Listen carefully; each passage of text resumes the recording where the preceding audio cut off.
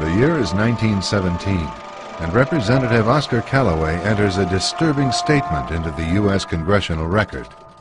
The statement reveals why J.P. Morgan interests hired 12 high-ranking news managers.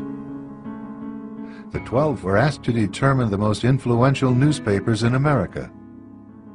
They were to figure out how many news organizations it would take to control generally the policy of the daily press of the United States. The 12 found it was only necessary to purchase the control of 25 of the greatest papers.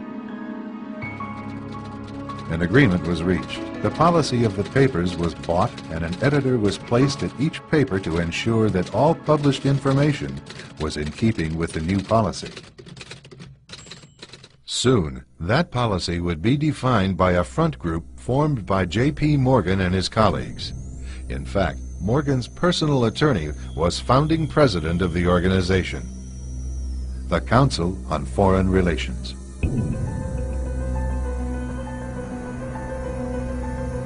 Today, the CFR maintains that its goal is to increase America's understanding of the world.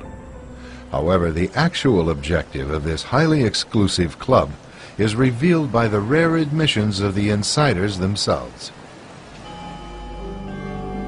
In the early 60s, a Georgetown University professor collects information for a book favorable to the network of powerful men who founded the CFR. For 2 years, Professor Carroll Quigley is allowed to examine the confidential papers and secret records of this network. Quigley reveals that these men aim to create a world system of financial control in private hands, able to dominate the political system of each country and the economy of the world as a whole.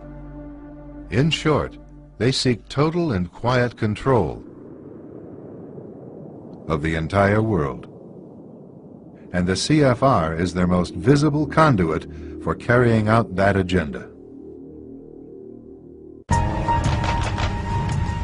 CFR members include America's wealthiest tycoons, as well as the highly placed elite in government, academic institutions, tax-exempt foundations, and the establishment media.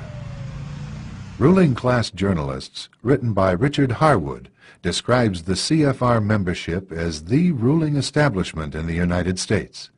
The Washington Post article boasted that news reporters who are CFR members do not merely analyze and interpret foreign policy for the United States, they help make it.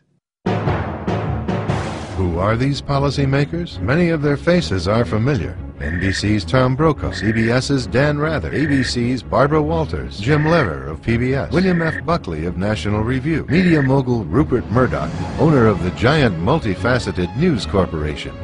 These media heavyweights, and many others like them, are members of the CFR. Powerful corporations are also invited to become members.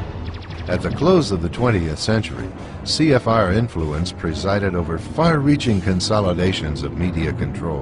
In 1995, CFR members Michael Eisner of Disney and ABC's Thomas Murphy merged their media empires. Soon after the merger, the Disney-ABC empire becomes a CFR corporate member.